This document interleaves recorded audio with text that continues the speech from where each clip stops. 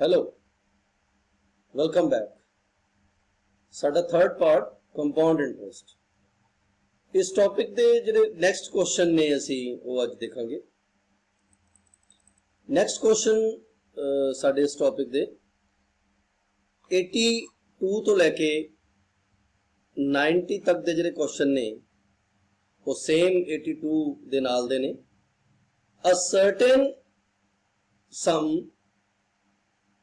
A certain amount of money at compound interest grows up to 6560 in 3 years and 7216 in 4 years। मतलब सानू principal नहीं पता साडे इस क्वेश्चन च। A certain amount कोई रकम है, पता नहीं किहड़ी है, लेकिन वो बन किन्नी जांदी है, ग्रो अप टू 6560 किन्ने सालां दे विच, 3 सालां दे विच। और 7216 जिहड़ी है बन जाती है 4 ईयर्स दे विच। तो सानू इत्थे रेट ऑफ इंटरस्ट भी फाइंड करनू कह सकता है, क्योंकि रेट ऑफ इंटरस्ट नहीं पता, और प्रिंसीपल भी फाइंड करनू कह सकता है। देखो, अगर असी प्रिंसीपल फाइंड करनी है तो भी सानू रेट ऑफ इंटरस्ट पहला पता होनी जरूरी है। जदों compound interest they which time का 1 साल का फर्क हो, मतलब पहला 3 है बाद 4 है, पहला 5 हुंदा बाद 6 है, पहला 7 हुंदा बाद 8 है, मतलब 1 साल का डिफरेंस है, तो उतों रेट जिहड़ी है वो सीधी निकाली जा सकती है कि अमाउंट का कितना फर्क पिया पिछले साल नालों, क्योंकि परसेंटेज कड्ढण दा बेस फार्मूला ही हुंदा है कि कितना फर्क पै गया प्रीवियस ईयर नालों। सो कितना फर्क पै गया, 7216 बाद च बनी है, पहला 6560 सी। हमेशा परसेंटेज प्रीवियस ईयर नाल कटी दी है, मतलब पहले वाला साल जिहड़ा हैगा वो नीचे लावांगे, इंटू 100 करांगे। इन्हां दोनों का जिहड़ा है वो असी डिफरेंस देख लांगे। 7216 दे विचों 6560 माइनस करांगे,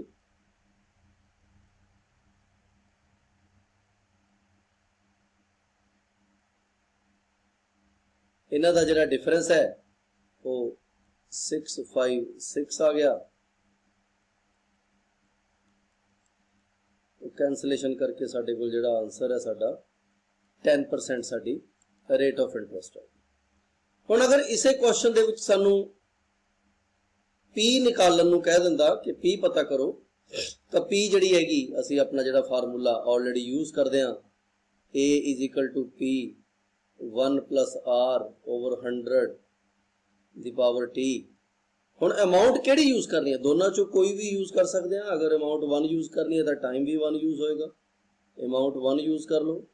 6560 प्रिंसीपल सानू पता करने नू कहा है, रेट ऑफ इंटरस्ट साडे कोल 10 आ चुकी है, और इस दा टाइम 3 ईयर है, तो यह वाला पार्ट उधर जाके उल्टा हो जाएगा, साडे कोल पी दी वैल्यू जिहड़ी वो आ जाएगी। तो मतलब अगर पी पता करना तो उहदे लई भी पहला असीं आर फाइंड करांगे, और आर फाइंड करने वास्ते इस गल का ध्यान रखांगे कि अगर टाइम का 1 साल का फर्क है तो बाद च कितनी बनती है, पहला कितनी बनती है, दोनों का difference over previous year, that is 6560 into 100 करके असीं रेट ऑफ इंटरस्ट निकाल देंगे। और रेट ऑफ इंटरस्ट निकालिया तो A is equal to P 1 plus R over 100 की पावर टी नाल असीं पी फाइंड कर सकते हैं। तो 82 तो लैके 90 तक के क्वेश्चन जिहड़े ने सेम ने, तुसीं वीडियो नूं पॉज करके उन्होंने एक बारी करके देख सकते हो। और नैक्सट 91 तो लैके 95 तक के जिहड़े क्वेश्चन ने उन्हां दे विच 91 असीं करांगे।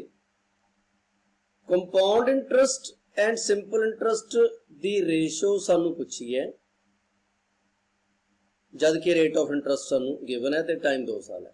तो आपां ये गल पहला कर चुके हैं कि कंपाउंड इंटरस्ट, सिंपल इंटरस्ट और रेट ऑफ इंटरस्ट दा रिलेशन जिहड़ा है वो सानू CI is equal to 200 plus R over 200 into simple interest, इन्हां दा रिलेशन ये हुंदा है जदों टाइम साडा 2 ईयर्स होवे। हुण टाइम साडे कोल इत्थे 2 ईयर्स है, तो ये वाला रिलेशन असीं बिल्डअप कर लिया। तो इस क्वेश्चन ਦੇ ਵਿੱਚ अगर ਅਸੀਂ ਇਹ वाला सिंपल इंटरस्ट ਇੱਥੋਂ ਚੱਕ ਕੇ ਇੱਧਰ नीचे ले जाइए तो यह बन गई compound interest over simple interest, that is इन्हों ਅਸੀਂ कहांगे रेशो। तो रेशो फाइंड करने का वे की हो गया 200 plus R over 200, that is के आर ਅਸੀਂ प्लस करिए 5 ਅਸੀਂ ਇੱਥੇ प्लस कर देंगे 205 ओवर 200 आ गया। कटिंग करके साढ़े को 41-40 की रेशो आ गई। तो compound interest, simple interest, rate of interest, अगर टाइम 2 साल है तो इन्हों का रिलेशन सानू पता ही है। आ सिंपल उधर नीचे चला गया, यदा मतलब कि रेशो पता करनी है तो सीधा 200 दे विच आर जोड़ के 200 नाल डिवाइड कर दो तो 91 तो लैके 95 तक के जो क्वेश्चन है वो बिल्कुल सेम है।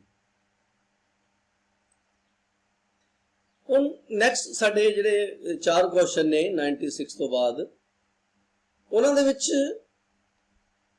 सानू साडे क्वेश्चन दे विच 2400 बिकम्स 3000, मतलब P गिवन है और कितनी बन जाती है A, वो भी गिवन है और नाल टाइम भी गिवन है। मतलब मैं क्वेश्चन लिखूंगा कि कोई P है 2400, वो कितनी बन जाती है 3000 बन जाती है, किन्ने सालां दे विच 3 सालां दे विच। What will be the sum after 6 year, तो 6 साल बाद जिहड़ी अमाउंट है वो कितनी मिलेगी सानू। मतलब इत्थे सानू A2 पूछे है, पहला वाले क्वेश्चन च A1 T1 A2 और T2 दिता है, P पूछा सी, हुण इत्थे P दिता है A2 पूछा है, तो A दा फार्मूला दिमाग च रखना पैना है। A2 अगर पता करना है तो प्रिंसीपल कितनी है, पहला वाली अमाउंट कितनी है, यदि पावर दे विच पाना है time T2 over T1, power दे विच पैना है time T2 over T1 minus 1, तो अमाउंट बनती है मेरे को 3000 और प्रिंसिपल मेरे को सी 2400। हुण T2 ओवर T1, टाइम 2 किन्ने 6 है और टाइम 1 किन्ने 3 है, तो कैंसल करके 2 आएगा, तो इतने 2 आएगा और नीचे 2 दे विचों 1 माइनस करना है तो 1 आ जाएगा। तो 3000 दे उत्ते पावर 2 आ गई, तो 2400 दे उत्ते पावर सिंगल आ गई, कैंसलेशन करांगे।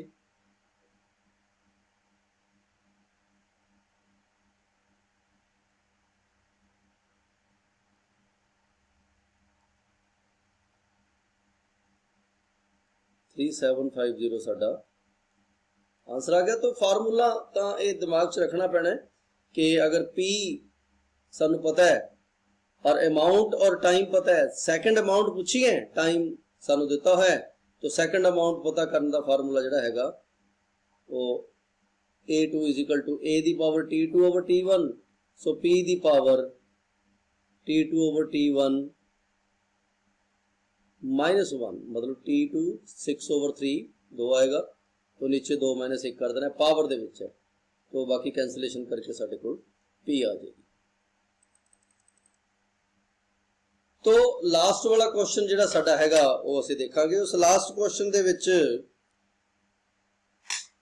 सानू रेट डिफरेंट गिवन है जो असीं ऑलरेडी कर चुके हैं। Find the compound interest 9375, 2 years है, तो दोनों साल की जी रेट है वो 2% एंड 4% जी हैगी गिवन होगी। फार्मूला सानू पता है कि असी A का फार्मूला लिखा सी P 1 प्लस R ओवर 100। हुण पावर T नहीं पावांगे, अगर रेट वक्री वक्री है तो फिर असी वक्री वक्री लिख देंगे। 9375 इंटू पहला 2% सी 102 हो गया, फिर 4% है 104 होएगा, कैंसलेशन करांगे साडे कोल A आ जाएगा और A दे विचों P माइनस करके साडे कोल जिहड़ा हैगा कंपाउंड इंटरस्ट आ जाएगा। कंपाउंड इंटरस्ट का डायरैक्ट फार्मूला भी तुसी चाहो तो ला सकते हो, पर जब कंपाउंड इंटरस्ट पता करना होंदा है पहला A फाइंड कर लो, तो A फाइंड करने तो बाद सानू ईजीली ਉਹਦੇ ਵਿੱਚੋਂ P माइनस करके कंपाउंड इंटरस्ट पता लगता है। तो 100 तो लैके 107 तक के क्वेश्चन ਜਿਹੜੇ ਤੁਸੀਂ कर लेने ने और 107 तो बाद ਦੇ क्वेश्चन करने की लोड़ नहीं है क्योंकि मिसलेनियस प्रॉब्लम्स ने। तो साडा टॉपिक जिहड़ा हैगा 107 तक फिनिश हो जाएगा। अगर कोई प्रॉब्लम होएगी तो आपां उसनूं बाद विच डिस्कस कर लांगे। 107 तक दे जिहड़े क्वेश्चन ने तुसीं करके इन्हां नूं फिनिश कर सकदे हो। Thank you very much.